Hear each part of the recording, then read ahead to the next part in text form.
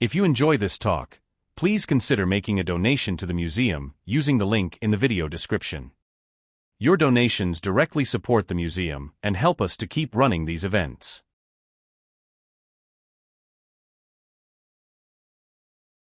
But what I'm really talking about today is life in the army overall. Now, I'm not the first person to have actually attempted this at all. There are some very well-known names here. Many of these you will know of. Ed Koss, obviously Charles Oman, Brett James later doing his work on it. And I've read them all, I've followed them for years, and I've actually accepted what they said. But when I started reading the material I was finding in the sort of the museums and the archives and everything else, I was starting to get different stories, and it made me question things. And I realized that they're all excellent historians, so please don't think I'm debunking them, but I think there is a slight fault with what they've done. And the reason for that is they have used a lot of this stuff. Now, I don't know if you're particularly interested in the Napoleonic Wars, but these are some of the major memoirs that were produced after the wars. They are produced, some of them, 40 and 50 years after the fighting. Now, I don't know about you, I can hardly remember what I did last week most of the time. Yeah? So at the end of the day, you're pushing it for people to remember what went on. And also, there are other things I will mention in a minute, but clearly these later works, 30, 40 years later, have some problems. And I will go into that as to what that is about now. But I also want to mention something else. This is the period, the first major war. Now, bear in mind, the Napoleonic Wars, if you include the Revolutionary Wars before 1793, 1815, was known to the Victorians as the Great War. All right, the Great War got given to the First World War in 1918. Until then, this was the Great War. 23 years virtually of continuous warfare. First time the people had actually been writing as much as they did. They actually, there was a huge demand, a bit like today now, you know, every time there's an action somewhere, SAS go off and do something or whatever, you know, there's a book about it after 6 months, isn't it, nowadays? I don't know what happened to the Official Secrets Act anymore, but, you know, it's literally in books. But at this time, there was such a demand that these sort of books get used. Now, the problem is, Lead Clinton didn't exist. It's a novel written by an chap called Francis Glass, who was actually a rifleman. Okay, so he knew about the army, he knew what happened in the army, but he wasn't in the commissary. Charles O'Malley, which was Charles Lever. Charles Lever was a novelist in Dublin. He at least admits the fact that he was making a novel, so that's fine. But I've seen both of these quoted in some of these books about genuine facts about what happened in the army. And the middle one, a number of you may have a copy of this if you're interested in this period at all, Charles O'Neill, 28th Foot. Problem is, Charles O'Neill writes about Barossa, which there are no records to say he was there at all. And he also writes about Waterloo, and the records show that he was actually in Armagh on recruiting service at the time, and clearly wrote about it afterwards from whatever he wanted to write about. The other issues are, particularly with Charles O'Neill, he was an Irishman. He had jumped regiments to get a new sort of bounty for joining a new regiment on 4 or 5 occasions. So he was a criminal. He was chased after the wars because he was also pro-Irish independence. And he got chased out of the country, went over to Canada, then went across the border to America and published in America. And when he published in America, funny enough, he writes really awfully about the British Army and what life was like, because clearly he's now in America where they can't touch him. So you have to be very careful. But all of these, particularly Charles O'Neill, and I've actually just read last week, I'm not going to mention who, but an academic book on this period again, and Charles O'Neill was quoted. And it's very dangerous waters using these people. Now, what is wrong with all these older memoirs? Well, as I said, there was a huge demand for literature. This is a time when people are buying lots and lots of books to read about the subject, and the demand is there, so it gets lots of ghostwriters involved. It means that when somebody comes forward with a memoir, they're being edited. They're being added to by editors who are saying, oh, it is boring. You need a few deaths in here, and you need a bit of extra, action in here, do a bit of this and move it round. And you then start them getting to borrow stories from other accounts. And you can find quite often the same account in different memoirs. It's not because they were all there, it's because they just literally have read it. There is a thing also, we start getting William Napier starting to write his history of the Napoleonic War, the Peninsular War. The first problem with William Napier is he was very political. And he was very political both as regarding the politics of the country, but secondly, regarding people. And if he loved you and liked you as an officer or whatever, you got a very good write-up. If he didn't like you, boy, did he destroy you or try to destroy you. And reputations were mixed up with this, and it's not really fair in a lot of cases what he wrote. It's more the fact that he has this inbuilt dislike of these people, and they get destroyed in the book. And there are many sort of counter sort of letters that come up being published to actually argue that he's been totally unfair and he's untruthful, etc., etc. But he is very good at describing certain scenes. He has a very good way of describing battle scenes or whatever. And you get huge chunks of it borrowed into their memoirs as well. Yeah, and you can turn a page, you can think, oh, that in the next 4 pages, that's guaranteed to be Napier. Then it'll go back to this other chap. And so there's all that type of stuff. There also, one thing I would say as well, which I'll bring up further later. If I was writing about my time in the Navy now in the 1980s, I would probably not write what I would have written in 1990, because attitudes to what was acceptable then are not the same now. They had the same issue. Moral attitudes change. And when they change like this over time, when you write your book, you then often change the attitude you put into that book about this period in the past. You're putting modern attitudes on it. And that they are guilty of that, but I'll bring that up further. So when you get lots of these books where they're adventures, memoirs, jottings, retrospectives, they are all have to be treated with quite a lot of care. Now, the first thing I want to bring up, though, is before we go into life actually over there, is literacy. And the first thing that I found quite interesting is that if you talk about the period from 1750 onwards, 60% of men in the UK were literate. That's quite high. People don't tend to think that. It was actually 30% of women at the start of the period, and it went up to about 40% by about 1800, and then they both move on, and by 1880, it's up to 80% of both. All right? But there is rising literacy at this time. And in fact, only 5% of soldiers who signed their documents actually signed with an X. The majority were able to at least write their name, which is some indication they had some writing knowledge. All right? So there is a rising ability for writing. Now, within the army, we're talking about literacy here, obviously officers had to write. NCOs effectively had to, because they had to do lots of report writing for the officers and sort of providing their things. I've mentioned about the 5%, but the other thing is economic pressures meant that the people who were joining the army changes. Hand weavers were one of the best paid jobs in the UK in about 1800.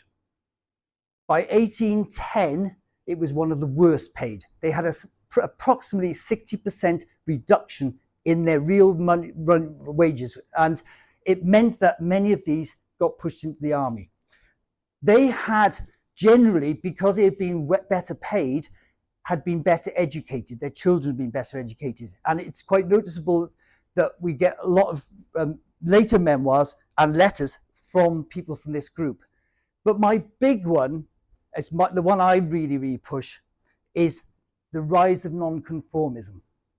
Now, nonconformism has suddenly just appeared. It comes into the army. Wellington initially is really unhappy and worried about it because he thinks that it's going to persuade people not to fight. Yeah, you know, that he's afraid of that. And some of the early sort of Bible study groups, etc., were discouraged, should we say. And certainly if we became an officer who actually got involved in these Bible study groups, I know of at least one officer that was actually hounded out to the army at this time, all right, because it was seen as very dangerous waters. But what it did mean is nonconformism meant that no longer did you rely on the priest to tell you what was in the Bible, you read it yourself. And that encouraged a lot of people to read. And I can probably think of half a dozen at least of some of the famous memoirs from soldiers we have in this period who actually say, I started because I wanted to read the Bible. And it's because they're getting this religious conversion at the same time. So you also need the ability to get the post to and from these soldiers out to the front to get an idea of what they're talking about. And luckily, we had our main postal packet service running, going westwards from Falmouth. Okay, this is a nice illustration of what it looks like down in Falmouth. Plymouth is just here. Falmouth is obviously as far west as you can go, as you can see in the little section over the far end of the UK, if you're not sure where it is. These are the packet ships. They were designed to have a small number of guns to protect themselves, but what they did have is huge amounts of sail. Vast, large sails, big masts. The idea was they would be extremely fast. They were meant to outrun the French warships that attacked them or anybody that chased them. Okay, that was the idea. Occasionally they got into fights, occasionally they actually got captured and the mail had to go over the side before they were given up. But this is actually from just after the wars, but it gives you a good idea of what they look like. But they set up a weekly mail delivery from Falmouth to Lisbon. So every single week, a ship sailed with the mail. And another one went to La Coruna. Sometimes the La Coruna one then would go on to Lisbon, but the captains doing that one weren't so happy going to La Coruna because it wasn't so profitable. They wanted to go straight to Lisbon, and I'll explain why in a minute as well. But later on that changed to Passage, which is on the top right-hand corner, and I can show you that in a minute on the map, when they got towards the Pyrenees, etc. So when they moved to the Pyrenees, this one going to La Coruna went to Passage instead on the coast here. So they could feed provide mail to the army here instead of going over to Lisbon and then having to be carried up. All right. But as you can see from this, the whole reason why it's at Falmouth is because Plymouth and Portsmouth down here, if you have a westerly wind or southwesterly wind, which is actually the prevailing winds for the UK, apart from the last month or two, it means that a ship trying to go that way is heading straight into it, right? Terrible. It meant that actually leaving Portsmouth, you could be weeks, if not months, actually trying to get out the English Channel.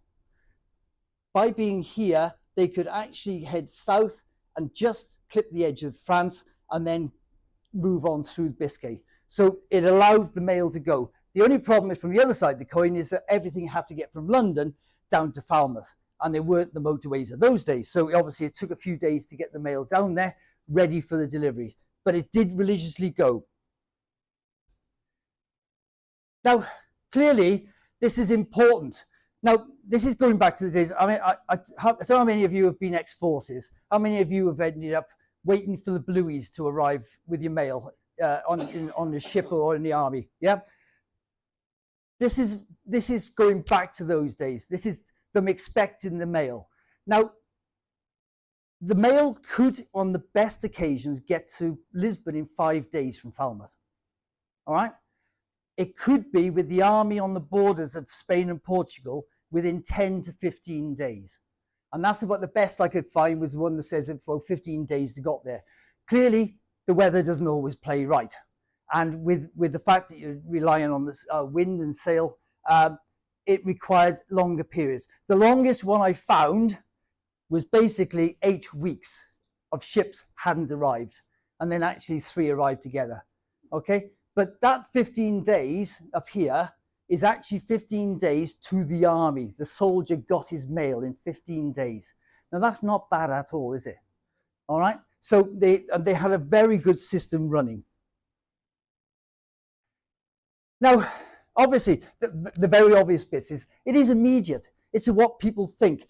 Yes, they go into their family life. They go on about what money they need.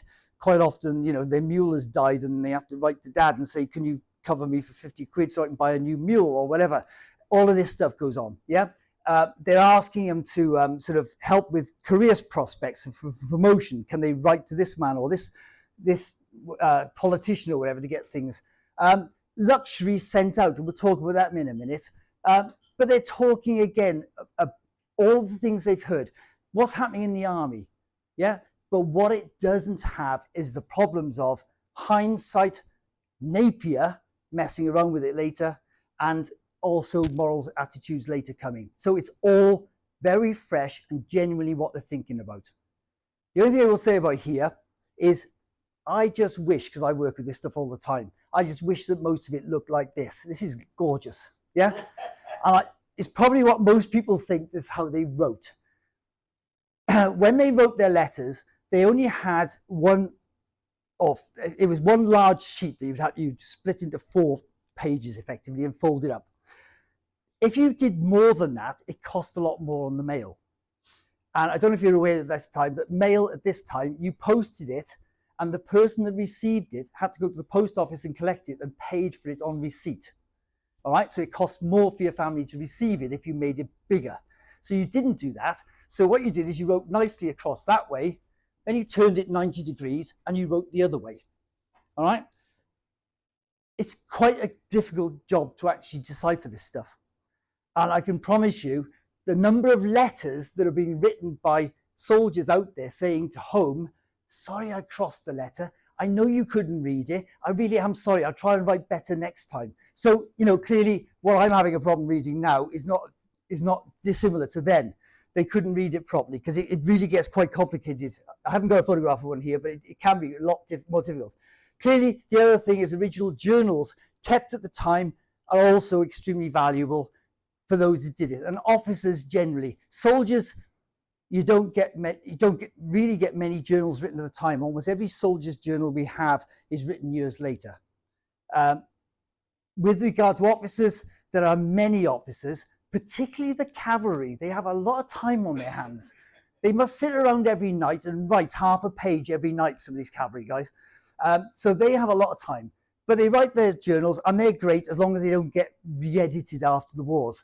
But with regard to letters, you get constant flow of letters from officers. You get very, very few letters from the Revolutionary period and early 1800s. But as you get every year towards 1815, you get more ordinary rankers sending letters home. Each year it doubles up from a very small level to a reasonable level by Waterloo. There's a number of people actually writing who are not officers. Now, I did say there's stuff going back and forth, because one of the things about the mail ships is they weren't supposed to carry cargo, but if you carry cargo for the officers, you can make a damn good profit out of it, can't you? So what you do is when they write home for obviously bits of uniform, yeah, new dress uniform or new boots or a hat or epaulets, whatever, something like that. But what's going back the other way? Well, the answer is they're all asking for Spanish, because they're now fighting this, helping Spain to fight. They all want a Spanish guitar.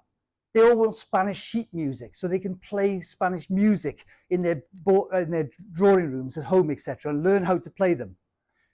Port wine, going back some of the kegs I've seen, I can't remember the names of them off the top of my head now, but 144 gallons in some of these things. Now, it's not port as we know today. It is port wine, which is what we now call Douro wine. Yeah, not the stuff that's had the brandy added to it. Okay, so but they're sending back port wine and merino sheep. Lots of merino sheep going back. Funny enough, I've tried to investigate this since. I don't know if there's any farmers in here who've got sheep. I can't find virtually merino sheep in this country today. There's hardly any. I can only imagine that the idea was that they were have a lot of sort of wool, and they're quite a stocky build, so where there's more meat on them or whatever, but it didn't work out because clearly Brits don't carry them now. They went on to Australia, and it's not the wool. Right, but even for the wool, I just wondered why they're not in the UK much at all. I imagine they don't thrive here. No. They certainly went to Australia. Right, thank you. But yeah, maybe it's warmer climates, I don't know. But certainly, you know, being a Welshman, I know where sheep are. And at the end of the day, I don't see any merinos on a regular basis. So, but this literally goes back and forth like a yo-yo, and very profitable to the actual captains. But let's get into the story of what goes on. Now, the first thing is they've got to be transported out to Spain. And if you read almost any memoir, it's all about rotting, unseaworthy transports. The crew are surly, the captain's always drunk, and they're obviously under pressure from privateers getting in and capturing them. And it did happen on quite a regular basis. Ended up being in prison for a number of years or whatever. This became obvious to the authorities quite quickly. And by 1811, you will notice that all of them start saying, I didn't get on transport such and such, I got an HMS such and such. Because the Navy suddenly got given the job to transport them out. And most people were going out from 1811 in naval ships. All right, the Navy, I can promise you, I was one of them, would not thank you for having soldiers on board for even 5 minutes. But they were told they had to do it. And a lot of the actual troops started going out that way instead. Now, you okay there? Right. Clearly, we get to Lisbon. And when you get to Lisbon, they were all delighted. It's a foreign country. It looks wonderful, all white on the hillsides. Isn't it amazing? One thing I did notice is every single one of these places has always got 7 hills. Why has every city got 7 hills? It's, you know, seems to be a magical number, yeah, definitely. But anyway, so Lisbon looks glorious, yes? And then they go ashore, and of course you then start getting comments which are not so nice about the fact, the stench, the dirt, the noise and everything else, all right? The fact that every night that they literally, out of the top floor where the servants were, they would shout out that they were about to do it, but literally they would throw all the excrement and whatever out into the street to be washed away when the rains came. Yeah, as you can imagine, in Lisbon, at certain times of the year, there's not a lot of rain, so it doesn't go very far. But you then obviously get people going. Yeah, if you walk close to the walls, you're certainly treading a poo. More in the centre, you're deluged from the housetops with the liquid. And in the middle, you're up to your knees in the gutter. Now, this sort of stuff, and obviously this was saying about the filth, etc., in the streets, etc. Yes, Lisbon gets a very bad press on the back of this, all right? Except that, that's about Lisbon, that's about Abrantes, that's about Corunna. So wherever they landed and went first, they all found that in fact Portugal was very different to what they were used to, and they found it quite difficult to actually understand. So Lisbon does get a bad press sometimes when it wasn't just them. But clearly, right, in the front screen you'll have seen a chap charging with his troops. That was Johnny Newcombe. It was a book that was produced around just after the war, 1815 actually, with Rowlandson doing the cartoons. This is Johnny Newcombe again. Just a standard name for a new officer, brand new officer coming to the wars. And he's a great guy for using it as an example for this. So they arrive in Lisbon. And of course, their initial thoughts are, one, nothing gets thrown away. It's in the street. Everything gets thrown into the street, waiting for the rains to come. If the rains don't come for months on end, it just piles up. Clearly, there's a lot of poverty and beggars. Unfortunately, you know, many of these being young, sort of well-off, although not all officers by any means are well-off, but there are some that are from the landed gentry, but certainly a lot from the middle classes as well. But they don't understand. A lot of these beggars have certainly turned up in Lisbon because of the French invasion previously that have driven people off the lands, etc. So there's not a lot of understanding for these people. But they talk about dilapidated houses, an incomprehensible language. So, of course, they have to speak very slowly and loudly to get people to understand themselves. Strange smells, the use of garlic, sardines. Yeah, this is all horrendous stuff as far as they're concerned. Oily foods everywhere. The noise, the fact that they effectively have got like a tenement system there where they have buildings that are 4 or 5 stories high and there's a family on every floor, and the noise and everything else. Clearly also, the French had tried to get rid of them, but they hadn't managed to. But there were packs of wild dogs going around the city, partly living off the excrement that was in the streets. So you imagine it's lovely.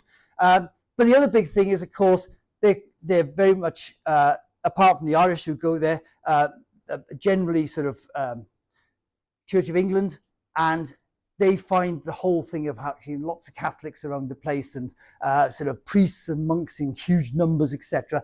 Very strange and everything else. So everything about it is strange. But it is amazing how with time they actually become to really quite love this place as well. So again, it is sometimes wrongly promoted, should we say. But the first thing is then, so for a young officer, he has to, and this is our chap again, he's up to go to join his regiment up in Spain. He has to get together a canteen and he has to get his food together, etc., because he needs to have a private supply, because if he just lives on the army rations, he's just no better than a soldier, is he? So he needs to have something better than that. So you can see them getting these lovely canteens with, I won't read it out, but there's all these different bits in it. But the main thing is that they have to go with horses and mules. Yeah, I mean, this guy actually said, I went with the bare essentials. I went with 2 servants. That's actually a cook and an actual servant from his regiment, a country horse and a mule for my baggage. But that is the absolute minimum. Yeah, can't actually be an officer in this country without. Okay, and the big reason I would just mention as to why officers didn't march with their feet, they actually went on horse, is any idea? Right, I'll tell you what they said the answer was. They say that when they finish the day's march, the soldiers slump down, get given food, and that's it till the next day. Officers have to do, are the men billeted correctly? Are they actually, have the returns been done, whatever returns they need to do? Have I actually arranged my own billet for the night, and my servant got me a meal going, etc., and all the other bits and pieces that have to go on. So an officer who's claimed had 2 or 3 hours work when they arrived off the march. So they had to be fresh to do that. Now, that's the reason, okay? That's what they say. I will go as far as to say this is what, and don't try to read all of this, this is what a cavalryman says is his basic requirement. This is George Woodbury. He actually wrote down, I cannot possibly go to war without all this on the back of my horse and the horse I've got as a baggage. Quite a long list, isn't it? Yeah?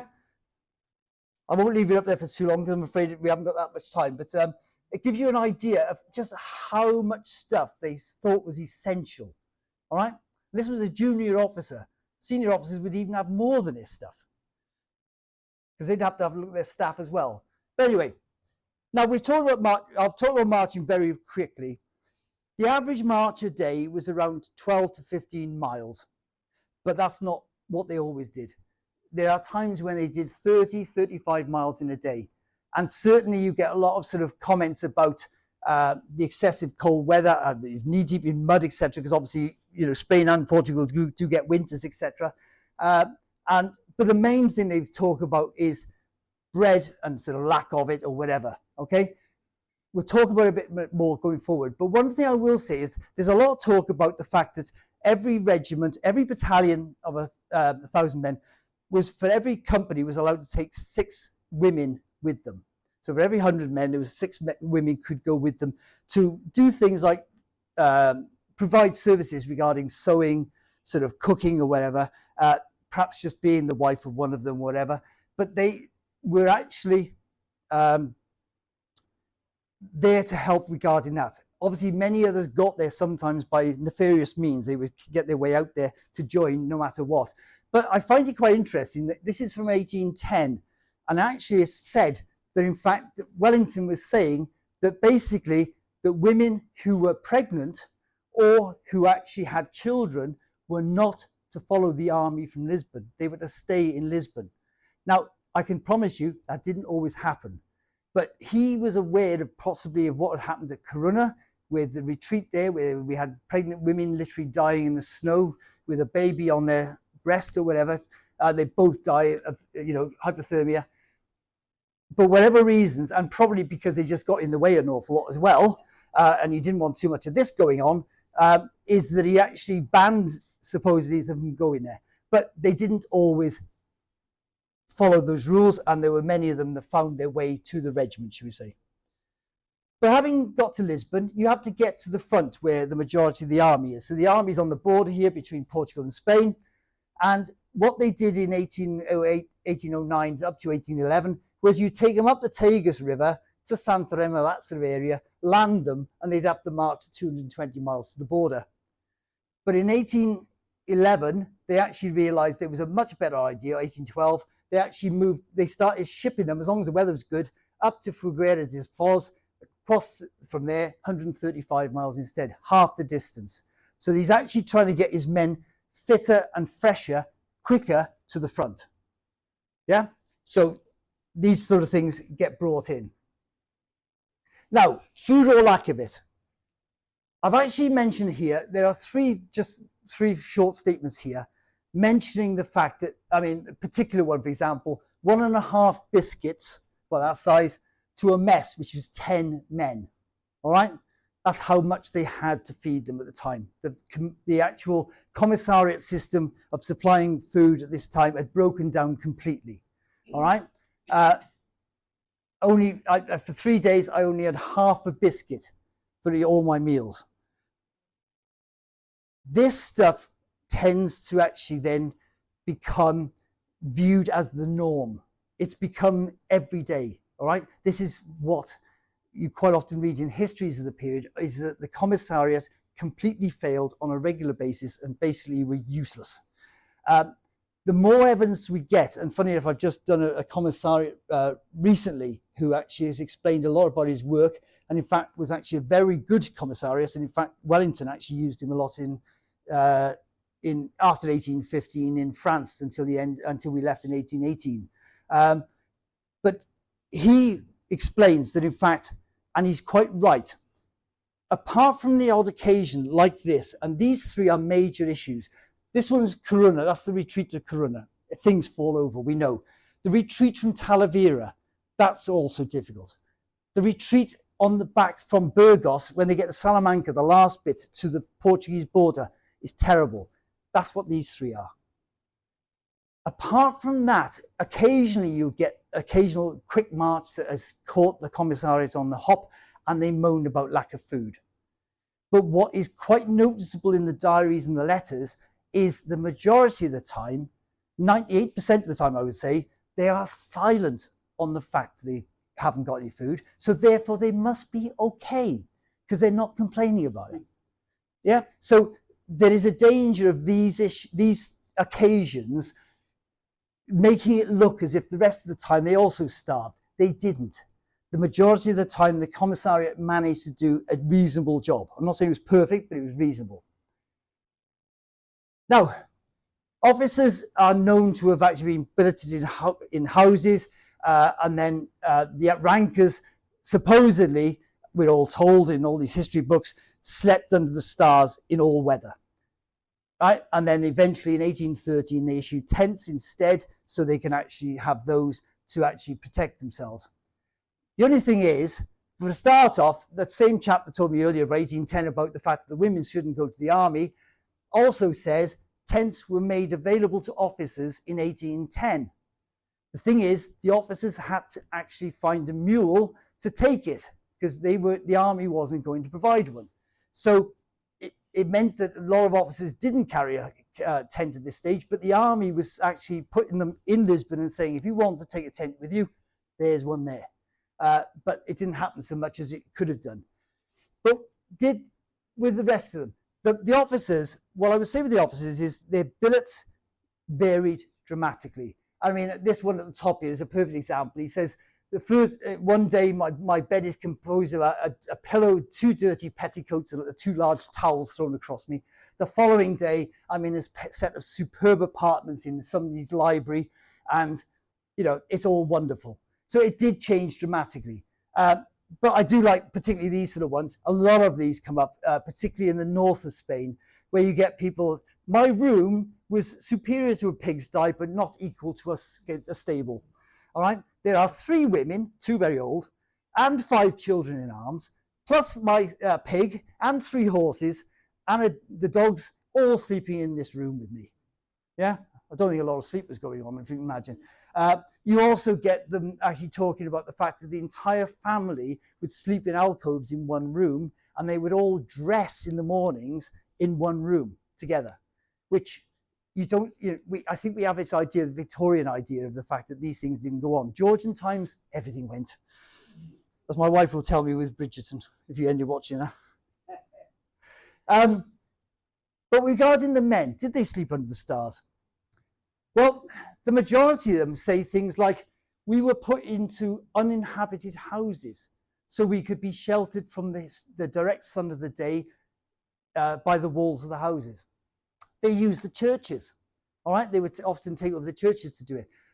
And they were sort of merely put into places where the inhabitants have left. So basically, if there was somewhere for them to actually put them into cover, they would do so. All right, these are just a few examples of it.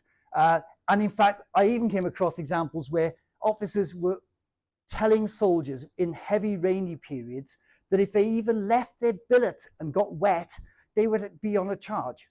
They were ordered to stay in their billets because they knew that wet soldiers in their wet clothing got ill. So it's not, so there's the fact that they were trying to protect them, but even when they're out in the middle of the countryside and in parts of Spain, there are no big villages and they can't put all these guys away, what do they do then? Well, they don't start talking about lying out all night. They start talking about, we had comfortable huts.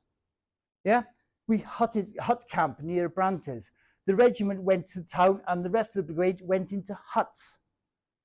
Okay, they marched to the meal and we actually went into huts close to the road. Now, it took me a while to work out what huts were, because there are a few times when the British have actually taken over a French, they've almost built a town. You can imagine literally sort of special, sort of wooden sheds, all in lovely streets. They've even named the streets and everything else, and they've actually encamped properly. Yeah, the Brits have never seen anything like, couldn't believe it. But that's not what this is. What the Brits meant by hutting was this. What we would call a lean-to. Literally a few planks or a few branches of a tree with ferns thrown over it, giving you shade from the sun and possibly some protection from the rain. All right? But the idea that they literally sat in the middle of the field and stared at the stars is generally not true. Yes, it occasionally happened, but in fact, you actually look around and the majority are talking about this hutting rather than anything else. So they did have a bit of protection. Now, this war was actually not just with the Brits. The Brits were fighting alongside the Portuguese, and the Portuguese sort of, initially, the soldiers were thought of very differently. Initially, the Portuguese army was not thought of well, and they sort of said little reliance can be placed on them. But as time went on, they became as saucy as you please. All right, which means that they really were able to show the French what to do. And in fact, and this is actually quite significant, British soldiers at this time, the British had a real superiority complex.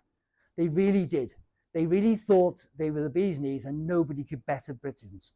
So when the British soldier officer writes that for many services, the Portuguese are better than the British, that is a significant statement, all right? They were actually, the only thing you might be interested to know when they, any idea when they thought they weren't very good? There must be somebody who's got an idea. Not a year, sieges. Apparently the Portuguese were apparently useless at sieges, according to the Brits. But in every other sense, they were just as good, if not better. Now, the Portuguese people, however, they had a different view of. They were very much a case of, there are questions like, this is early days in the war, 1810, etc., that, the people of England, they're draining their treasury and their votes of millions for their use, and millions of pounds being sent to Spain, that is, and they're sacrificing their brave sons for an early grave for a race unworthy to be free. Yeah, they actually talk about the fact that, you know, the French were actually sorting them out. We should have left the French there. That's almost the sort of view to start with. And I care not how soon I leave the country. I dislike the people. They are a nasty race, very treacherous and cowardly. All right, that's the view of the Portuguese people to start with. But there was a bit of a change of attitude with time, because, of course, they had to live with some of these families at times, and you then get them seeing them having to live off acorns and water with a bit of goat's milk, and that's all they have, etc. And they start to realize things. And this one I found very interesting. You get to the lines of Torres Vedras, where the Brits actually have got these designed these sort of hills to actually stop the French advancing, stop their advance any further. But the Portuguese have been driven off their land in front of it, and they're, you know, like a scorched earth policy, basically. So there was nothing for the French to eat. So, in fact, many of these Portuguese, they should have all gone to Lisbon, where there was actually shipments of food sent in by the British government to try and feed all these people, because there was just not enough food in Lisbon. But many of them stayed around the army on the tops of the hills, because the army set up soup kitchens. This was not official. This was not done by Wellington. This was regimental or brigade at most, doing soup kitchens for the local Portuguese in the area to look after them. So again, a softening of attitude over time, but they still thought they were thieving buggers. The Spanish on the other side, they had a very different view of, because the war had started in Spain. When Spain had basically the French had taken over Spain, they had risen against this invasion by Napoleon's men, and the Spanish obviously started to fight immediately, and the Brits were given all these stories in the press about the valiant Spanish and how they were defeating Napoleon's armies and all the rest of it. And there is a very different sort of view of them. And they're immediately, from the lowest class of the people, they're scrupulously honest. This is against the Portuguese, yeah? And I'm persuaded the Spanish will never be conquered, yeah? Because they're just like us, yeah? They're just like the English. And therefore, they couldn't be beaten, because we're never going to be beaten. You know, that's the view. But there is an understanding that the army is not so good. And you get many comments about the Spanish soldier I abhor. And he is only bad because his officers make him so. Yeah, I do own that the Spanish peasant is a very fine being. So there's this real belief that you've got scrawny, horrible, nasty Portuguese people, and then you've got very fine, well-built Spanish people who you've got to support. And it's a real strange conundrum between the two. The King's German Legion, I only mention that because obviously there was a lot of German troops working with the British. There is a general understanding that the King's German Legion were fantastic. What I would say was they are very, very well looked after, well thought of. They do say that they would sing all the way through their marches, and therefore they would actually they would manage to do their marches better than the British or the English, as it always gets put in here. But what they do make very clear is that the cavalry were excellent, probably the best cavalry, well, it's almost certainly the best cavalry the Brits had at this time, because they looked after the horses properly. But I do find it interesting, they actually thought their infantry were awful. And they don't have any truck with the KGL infantry at all. They think they're actually terrible. And that is a general sort of feeling that I found in many cases. Now, within camp life, now, it's been said many times that if you're in the army or even in war, it is 95% sheer boredom and about 5% sheer terror at the other end of the scale when things go on. Yeah, they had to do things. So what did they do? Well, of course, they did things like learn Spanish. They learned how to play music.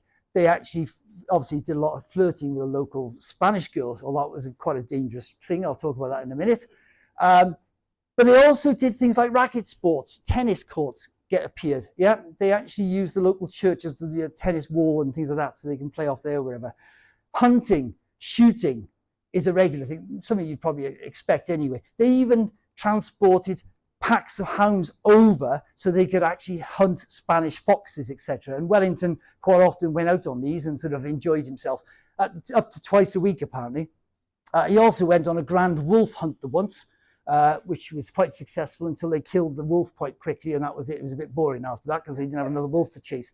But they did all that sort of stuff. They also had obviously races using their mules and their ponies. You didn't use their best. You don't, you know, the cavalry wouldn't use their best charger because they're way too valuable for that. But you use your mules and your ponies to have fun races. And on that list that Woodbury had, you probably didn't notice it, but halfway down he had racing jacket, so he could actually do his racing with mules. And there was also theatres, and this is obviously one saying about the fact that they've done, and these are major sort of plays that have been put on in London. They just borrowed copies of that, and they got the officers to dress up, and yes, you get all the thing about officers in, you know, being women and all the rest of it, playing the parts, etc. And they love all that. Now, the one thing I will say about that is he's quite famous for the Light Division, which of course the 95th, etc. were part of, except that that quote is from the 4th Division. And I can also tell you that the 1st Division were doing it as well. They were all doing it. So, you know, it's not a case of, the Light Division is the one that's famous because it's in many memoirs. But in fact, they were all using things like theatres, etc.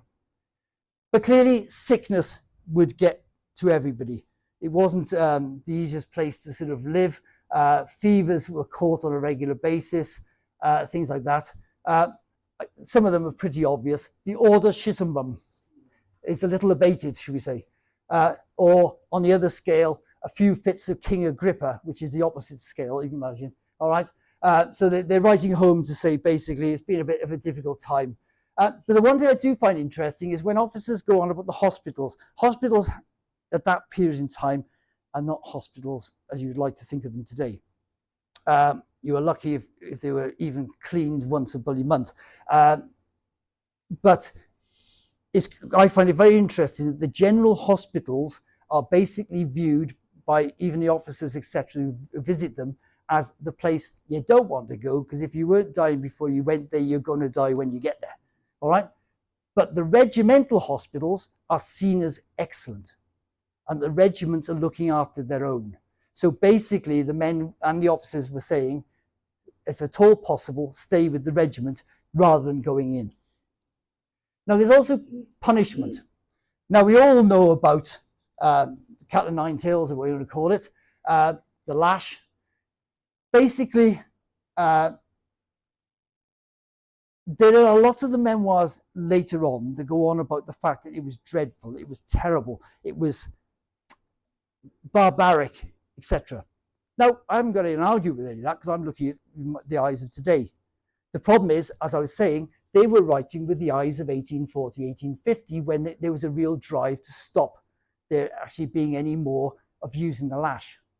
What is quite interesting is I couldn't find, and I've still not found in the 5 years or so since I started writing that book and all the other memoirs I found, I have not found one yet contemporary letter or journal that says it was appalling.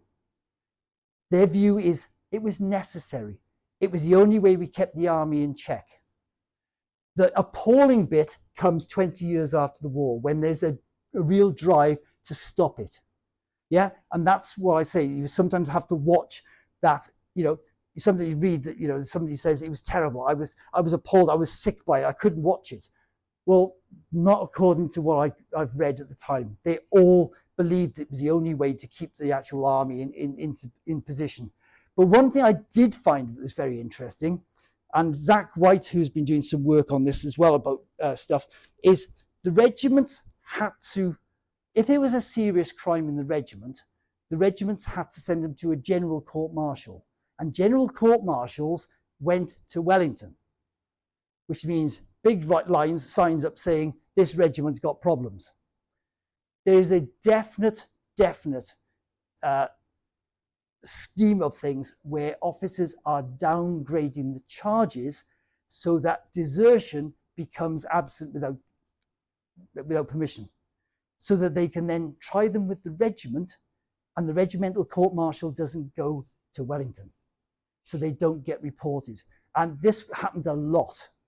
It's amazing how much of it that was going on. So there is a keeping it in the regiment type thing going on. But you would get people admitting to murders, but probably of some Portuguese person or whatever, but never getting done. And I also find it quite interesting. This is a very senior officer who actually is talking about the quartermaster of one of his regiments, comes to him after Victoria and says to me, he's got $1,500 he's picked up on the battlefield, so what should I do with it? And his answer, don't tell anybody, go away and see if anybody mentions it. The guy went home with it 3 years later, and that is worth thousands and thousands of pounds. So, you know, they were conniving with things at the same time, should we say. Now, obviously, there were women around. We've mentioned camp followers, etc. And clearly, there's lots of Spanish women around as well, and Portuguese women. Now, they were generally not thought to be as pretty as the English rose because they weren't so plain. But when you're the attitude was, when you're away from home, you can play away from home, but you don't take them back. Now, there is a famous case of Harry Smith taking home somebody from these wars, but that is very rare. You know, most of them, it was a case of, and it's actually happened in India as well. I've read India quite a lot recently. The idea was you could actually have a wife in Portugal and Spain or in India. You could have children with that wife. But when you went home, you left them behind. And you would send money to the family from England. But they could not possibly go into society in the UK where you probably had a wife or went home and found a wife, because that wasn't an official wedding, the other side of the world. That went on a lot. The men would have that situation. However, obviously, you've got the other side of the coin where you've got the Spanish families are not wanting these heathens, because according to the Spanish, because they were actual sort of Anglicans instead of Catholics, they were not Christians. All right. So they actually would supposedly go the following morning to the priest for absolution because they'd actually been dancing with these soldiers the night before. So they'd have that sort of thing. They wouldn't allow them quite often to be buried in a Catholic graveyard, for example, if they were killed or died of injuries or whatever. But there is one thing I do find quite interesting. Every single one of these soldiers, they are mad about the nuns. Nuns are this unavailable group of women behind bars in these nunneries and convents, etc., which they are so fascinated with. And they go on and on about going up to them and they, you know, falling in love through the grating with these women, etc. Now, as you will get some of them, you know, I went to the grating. There were several young women there, but none of them handsome. So he's not interested. But there were a few. There were a few that actually flew the nest and ran off with the army. Quite often the family would follow after. But you were taking your life in your hands in even dating or even smiling at a Spanish lady, because the family were very, very often happy to actually quietly use a stiletto knife in a quiet street in the middle of the night. And there are many, many murders at this time with the Spanish or Portuguese not happy with the fact that this girl has actually maybe not has done much apart from smile and dance with a soldier, but the soldier gets killed. And quite often the girl as well, possibly. The other thing I would say, I quite found this quite interesting, Lieutenant Newland, people who know Waterloo might know him because he's actually the second captain of Mercer's battery at Waterloo. Newland was actually in Portugal and Spain. And I think that's part of the reason why Mercer virtually doesn't mention him in his memoirs, because he hated him, because he had a lot more knowledge. And I have a feeling he spent most of his life telling Mercer he was doing things wrong, because he hardly mentions him in his book. If you read the book, Newland is mentioned, I think, once as a name. And he hardly mentions him. And at the battle, he actually makes a claim. He hints that Newland goes away from the battery and actually goes to safer ground for a while. So there are, so you have to watch with Mercer. He does like to, he's another one like Napier. If you're on the wrong side of him, he doesn't give you a good press. But he chose a lady who was not his wife, because he had a wife at home, but the army were appalled because the actual lady they sort of said he could have actually picked a nicer one. She wasn't good enough. But he went in the records. But so then you got the French. Now the French themselves, they clearly were, when they went in, they were quite barbarous to the Portuguese and the Spanish. Wasn't helped by the fact that then the Portuguese and the Spanish also then turned on them, and their guerrilla fighting, etc. There were some appalling acts done on both sides. But at the same time as that, there was a very strange, different war going on. So you've got this, I call it a small war of sort of, literally on every corner, there's somebody that wants to stab you between the French and the Spanish and the Portuguese. And they don't, if they often didn't take wounded, they would just slit their throats, etc. And yet at the same time, the Brits and the French are also fighting, but they're not fighting like that. They're fighting with a much more chivalrous, using chivalry almost to the point of a chivalry that's gone. They would not fire on the sentries. They would warn the sentries when they were advancing, so the sentries could retire before they got killed. They would have conferences between officers to discuss somebody that's been wounded. Could they pass money on to him so they look after him, etc.? They were looking after each other's troops. So there is a very different attitude between the two sides on how they're actually looking after these people. But what I also find is that the French are described basically as rampaging across the country, destroying everything. If you want to put it in modern context, Russia in Ukraine at the moment, seems to be destroying everything as they go along. The French have that reputation. But actually, what they also say is that when they go into Spain away from Portugal, because obviously in Portugal they've seen what they've damaged there, but France have never really had total control there. In Spain, they've been in control for years. And they actually say things like that, in fact, their actual methods of dragging out contributions from the locals was actually fairer, because they only went to the people who were rich to get the money off them to actually sort of pay for what they wanted to do in the way of plundering, etc.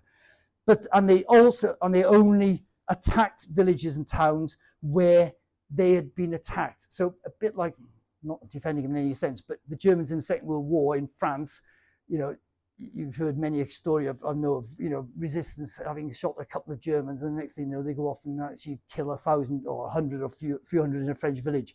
The French would do that. But beyond that, they would actually leave the Spanish alone because the Spanish weren't fighting them. And in fact, when they go further into Spain, they even find French coffee shops have been set up and all the rest of it. And in fact, the Spanish are unhappy that the French have actually turned up, as the British have turned up. They actually were quite happy under the French domain in some of these towns. So there are differences in every sense, should we say. Now, I haven't gone into battle in huge detail, because obviously that's an area that gets mentioned an awful lot. But when they're writing home, what do they say? Well, they talk about things like, that both arms and legs were off, and arms and legs all over the place, etc. This tends to be written to a man. If they're writing to their father, or they're writing to their brothers or a friend, they can write about the horrible stuff. If you're writing to a lady, you candy it down a bit. You just talk about the less horrible things.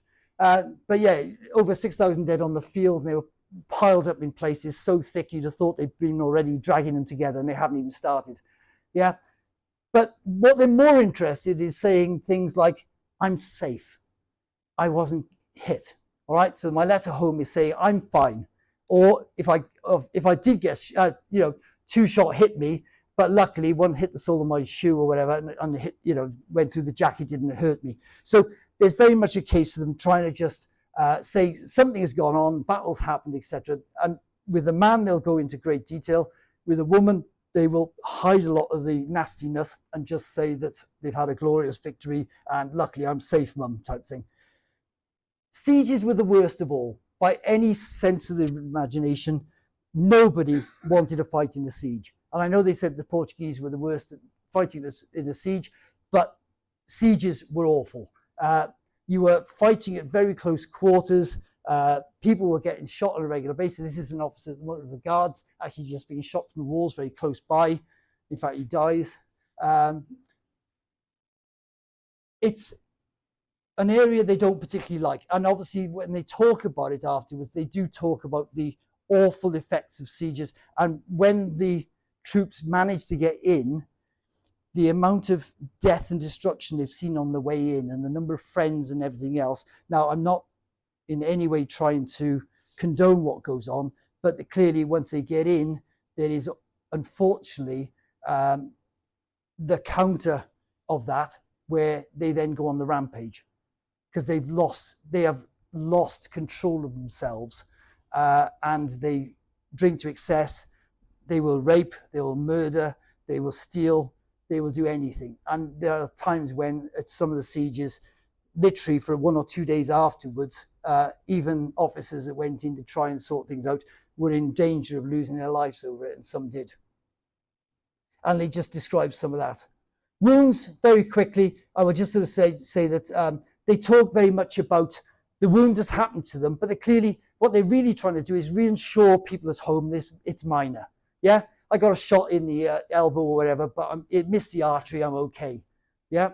I do find things like this quite interesting, where you get a shot goes in at the belly, in the front, and comes out to the side. Now that happens quite a lot with musket balls because they're quite low velocity. They've only got to hit something small or a bit of bone or even an actual organ, and it will change direction. And I did a book with Mick Crumpton a couple of years ago on Waterloo, and they've actually got lots of drawings there of the exit and the entry wounds. And this is not an age where it went in there and comes out there.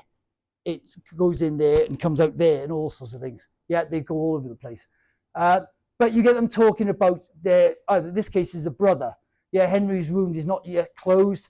The reason for that is that if the ball is driven in your clothing, yeah, you want it all out. And in this case, part of his coat has come out, but he's still in expectation of his shirt and waistcoat. They're still in there. Yeah, so they won't close up the wound until it's done. And, and this is an early opportunity of saying, but my name will be in the newspaper as wounded, but I'm okay. Yeah, because of course, as soon as it goes in the newspaper, Lieutenant such and such is wounded, wherever, families are in panic. So they would write as fast as they could, hoping to beat with a letter home, and quite often they did, before the newspaper came from London to say that they'd actually been killed. That's what wounded, sorry. And in fact, many lightly wounded officers actually had their names taken out of the wounded list on purpose because they didn't want the families to be worried about it. Now, clearly, there is also those that died. And this is a period where people are very used to death.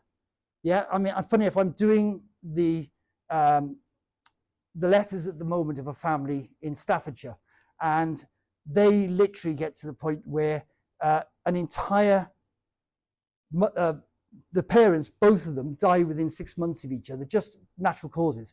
But it actually means that their entire children, which is 4 children, have to be looked after by another uncle and all that sort of stuff. So they're used to death happening quite often. And actually one of those children dies within 6 months and all the rest of it. So it just goes on. So, but there is a real sort of trying to tell people at the same time that they died valiantly, how they died, and that their death was worthwhile, etc., for the cause, etc. And that's how they tried to put things across. And they talk about their brother. He's writing about Charles's brother because he has died. He's writing to his mum and dad before they see the son's death in the newspaper. Yeah, because if it's better coming from me or your son than you see it in the newspaper and all that terrible situation. But we also start seeing letters like this. An officer writing home to his wife to say that Trumpeter Gorse has died of the fever. I've just come back to Spain. I've been in the UK for a while. Found out he's dead.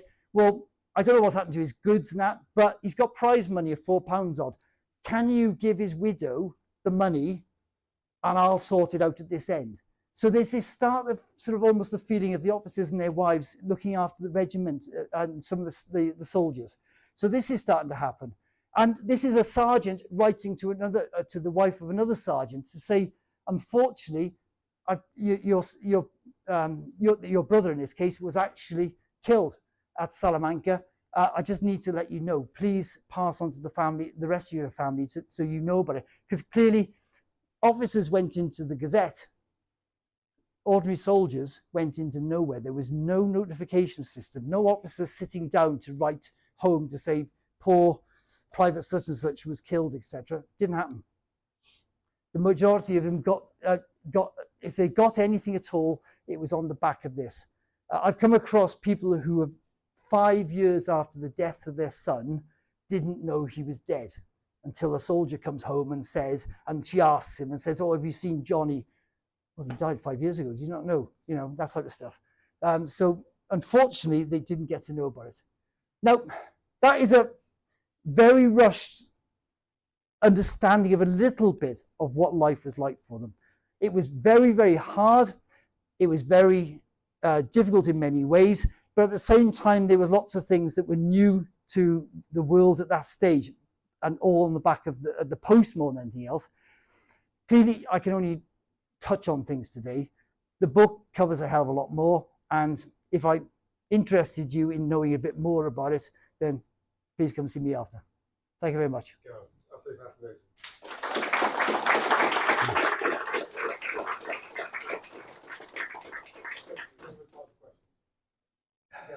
Yes. James Darcy. Yeah. The Portuguese clearly were allies with Yes. the troops. How easy was it for the quartermasters to actually get food in sufficient quantities to feed the troops? And were the Portuguese willing givers of it, or was it a bit of a battle? It wasn't so much willing givers, is that many of them didn't have anything to give. And the problem is that quite often the commissary will actually say that I'm giving you a bit of paper, which you can go to Lisbon, you can get this page and this will cover, yeah? But you've got a poor farmer on the Portuguese border who's having his entire crops removed by the army because they need them to feed the horses or the men or whatever and bake bread.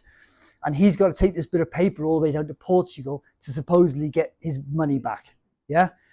That system obviously was not brilliant for the Portuguese farmer.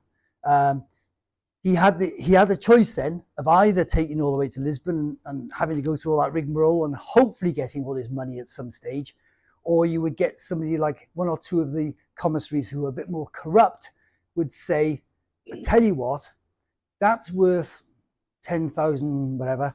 I'll give you 6,000 if you give me that paper now. I'll give you 6,000 myself and I'll sort this out later. And they'll pick up the 10,000. Yeah? That was a known way of some of the commissaries sort of gaining from this. The ones who are obviously not, I'm glad to say, like Tupper Carey, who actually wouldn't have touched something like that. But yeah, the whole thing, a lot of it actually didn't come from local.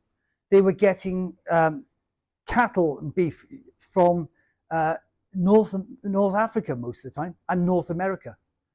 Even during the period when there was a war in 1812 to 1815 against America, the Americans didn't stop beef transports going to Spain and Portugal to feed our army because it was too valuable to them. Yeah, so that went on all the time, and grain would come from all over the place. But I mean, particularly North Africa again. There's a lot of you have the different beys who actually were leaders of the countries in North Africa, and we end up with lots of agreements with them to actually have stuff transported across from there to actually keep things going.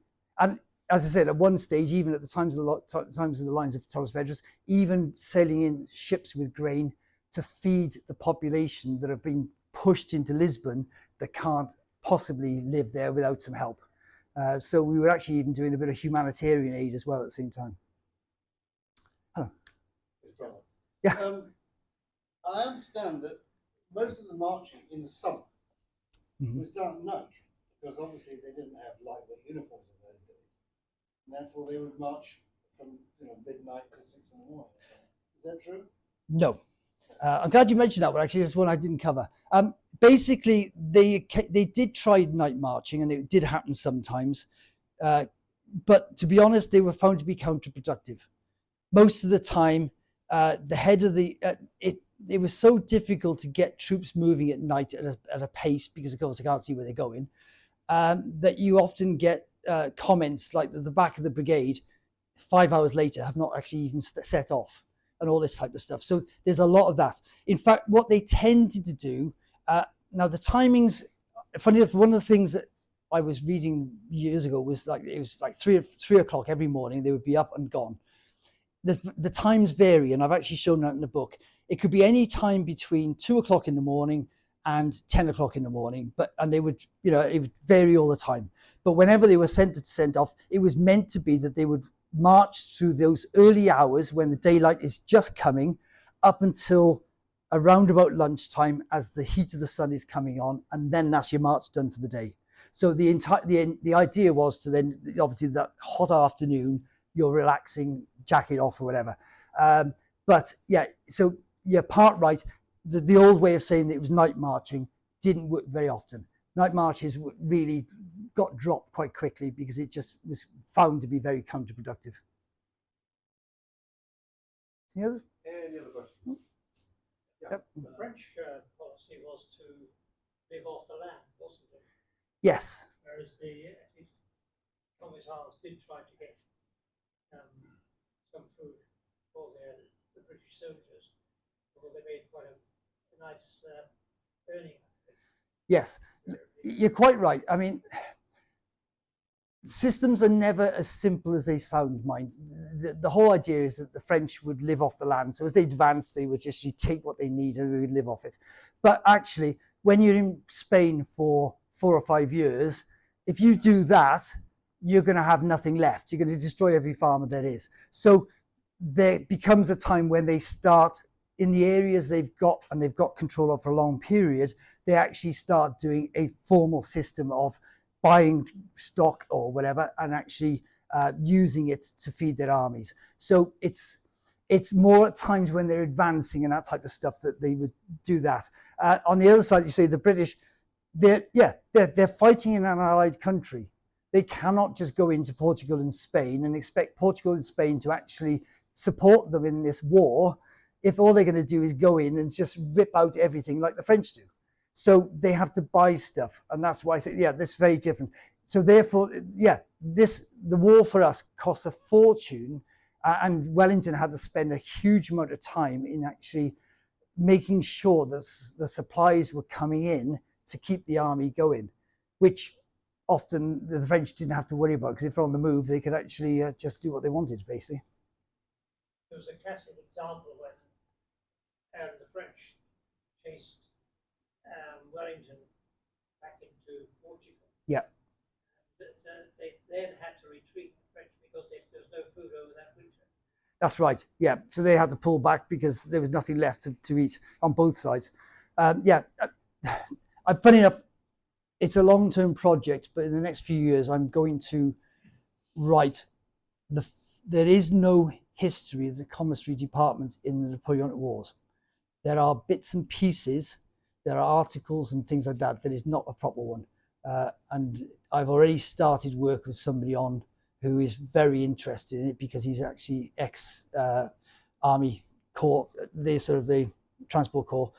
So we're going to put something together in the next couple of years. So it will come out. But because it's an area that hasn't been properly investigated, and there are just too much rumours going around about the baddies. Yeah, so you get the ones who are being sort of court-martialed for all of this sort of messing about. How did the emergence of guerrilla warfare affect the traditionally trained British soldiers? That's a good question. I don't know if you can all hear, but it's talking about guerrillas and the British. To be honest, the British had nothing to do with it in a sense, apart from the fact that they took advantage of it. The Spanish obviously brought in the idea of guerrilla fighting. The Portuguese did a bit of it, but it was mostly the Spanish. But what was very useful was they were able to pick up a lot of messages flying around. Yeah, so they would capture they would kill messengers and take their reports of what was going on and where the armies were moving and whatever else, and take it to Wellington. So he was getting a huge amount of intelligence from them. The other thing is, it is quite true to say that, they were a damned nuisance to the French army. So, constantly you would have odd men, odd patrols, but at times even large patrols of a regiment or even a brigade being attacked by a large number of them in the mountains, etc. So it was a constant problem, and therefore, and communicating between the armies became a huge problem. So Wellington used them, but didn't have an awful lot to do with them, I think is probably the best way of putting it. He kept at arm's length from it because it's not the way of warfare he did, but what they produced was pretty damn useful. So he was quite happy to let them get on with it. Last one. Yep. You say that about people getting told at home about being wounded, but things don't change. Yeah. I remember going to Cardiff several times, the gunner regiment. Yeah. And there was a number of gunners in their parts of the one, two of us who'd been wounded on the ground plane. Yeah. Back in one, most of us got wounded. And didn't let their relatives know their parents. Yeah. Quiet. Yeah. And the regiment all packed up and getting some protest there. They went home, that's when the parents found out. Yeah. One of our riflemen, online, Yeah. The other players Mm. Yeah. But, yeah, it still goes on to this day. Yeah, I'm sure it does. Because, well, the one thing I get from a lot of these letters is that the human spirit and the way we act as individuals and within families and groups of people doesn't change. Yeah, everything else is changing around us, but the basic facts of a family and how it works isn't.